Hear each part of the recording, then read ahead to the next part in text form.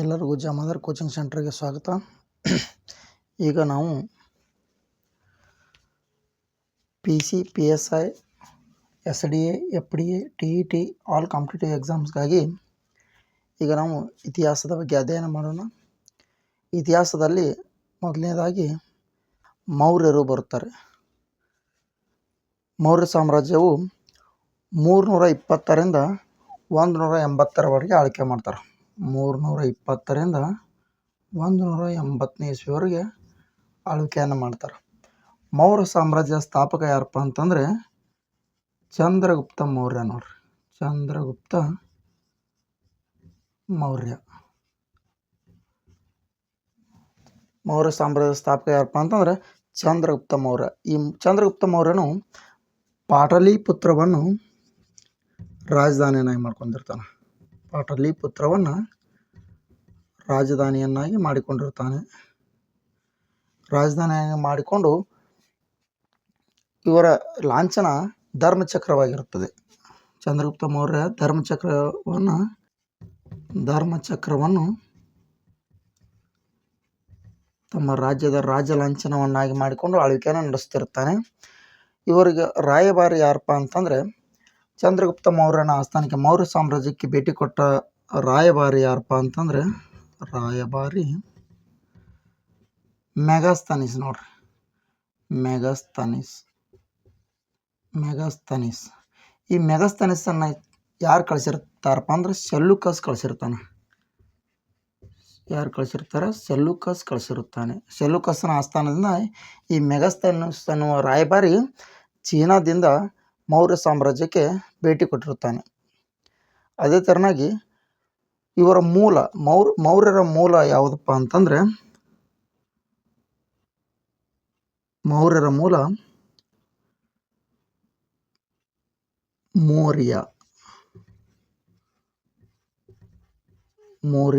ಮೌರ್ಯ ಕುಲದ ಕ್ಷತ್ರಿಯ ಕುಲದವರು ಇವರು.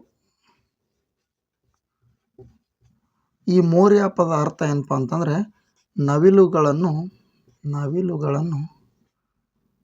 ಸಾಕುವ ಅಥವಾ ಪೋಷಣೆ ಮಾಡುವವರು ಎಂದರ್ಥ. ಪೋಷಣೆ ಮಾಡುವವರು ಎಂದರ್ಥ. ಇದು ಮೌರ್ಯ ಎಂಬ ಪದ ಎಲ್ಲಿಂದ ಬರುತ್ತಪ್ಪ ಅಂತಂದರೆ ಮೌರ್ಯ ಸಾಮ್ರಾಜ್ಯದಲ್ಲಿದ್ದಂಥ ವಿಶಾಖದತ್ತನ ಮುದ್ರಾ ರಾಕ್ಷಸ. ವಿಶಾಖದತ್ತನ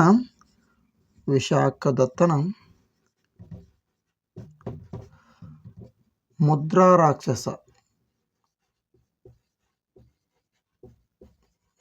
ರಾಕ್ಷಸ ಕೃತಿಯಿಂದ ಮೌರ್ಯ ಎಂಬ ಪದ ಬಳಕೆಗೆ ಬಂದಿರುತ್ತದೆ.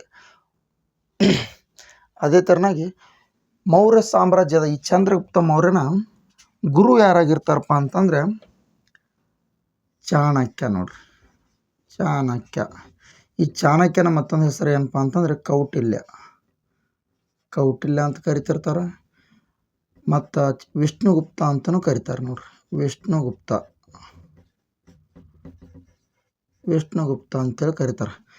ಈ ಮೂರು ಹೆಸರು ಯಾರಪ್ಪ ಅಂತಂದರೆ ಚಂದ್ರಗುಪ್ತ ಮೌರ್ಯನ ಗುರು ಆದಂಥ ಚಾಣಕ್ಯ, ಕೌಟಿಲ್ಯ, ವಿಷ್ಣುಗುಪ್ತ ಮೂರು ಒಬ್ಬರ ಹೆಸರೇ ಇವು. ಅದೇ ಥರನಾಗಿ ಮೆಗಾಸ್ತನೀಸನ ಇಂಡಿಕಾ.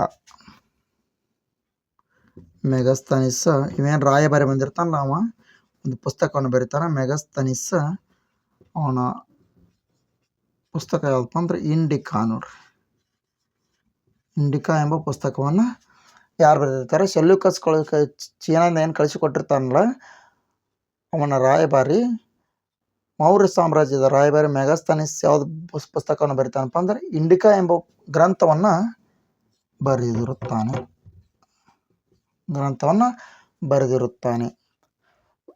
ವಿಶಾಖದತ್ತನ ಮುದ್ರಾ ರಾಕ್ಷಸ ಮತ್ತು ಮೆಗಾಸ್ತನೀಸನ ಇಂಡಿಕಾ ಇವು. ಈ ಚಂದ್ರಗುಪ್ತ ಮೌರ್ಯನ ವೈಸ್ರಾಯ್ ಯಾರಪ್ಪ ಅಂತಂದರೆ ಪುಷ್ಯಗುಪ್ತ ನೋಡ್ರಿ. ಪುಷ್ಯಗುಪ್ತ ಇವ ಏನನ್ನು ಕಟ್ಟಿಸ್ತಾನಪ್ಪ ಅಂತಂದರೆ ಸುದರ್ಶನ ಕೆರೆಯನ್ನು ಕಟ್ಟಿಸುತ್ತಾನೆ. ಸುದರ್ಶನ ಕೆರೆ ಯಾರು ಕಟ್ಟಿಸ್ತಾರಪ್ಪ? ಪುಷ್ಯಗುಪ್ತ ಕಟ್ಟಿಸ್ತಾನೆ. ಪುಷ್ಯಗುಪ್ತ ಏನಾಗಿರ್ತಾನೆ? ಚಂದ್ರಗುಪ್ತ ಮೌರ್ಯನ ಆಸ್ಥಾನದ ರಾಯಭಾರಿಯಾಗಿರುತ್ತಾನೆ. ಕಡೆಗೆ ಕ್ರಿಸ್ತ ಪೂರ್ವ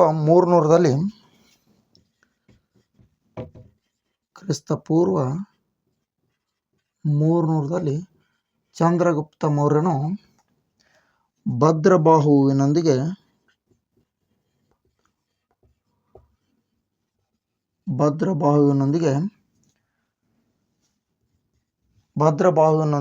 ಜೈನ ಧರ್ಮವನ್ನು ಸ್ವೀಕಾರ ಮಾಡ್ತಾನೆ. ಯಾವ ಧರ್ಮವನ್ನು ಸ್ವೀಕಾರ ಮಾಡ್ತಾನೆ ರೀ? ಜೈನ ಧರ್ಮವನ್ನು ಸ್ವೀಕಾರ ಮಾಡಿ ಸಲ್ಲೇಖನ ವ್ರತ ಆಚರಣೆ ಮಾಡಿ ಪ್ರಾಣತ್ಯಾಗ ಮಾಡ್ತಾನೆ ನೋಡ್ರಿ. ಪ್ರಾಣತ್ಯಾಗ ಮಾಡುತ್ತಾನೆ. ಶ್ರವಣಬೆಳಗೊಳದ ಪ್ರಾಚೀನ ಹೆಸರು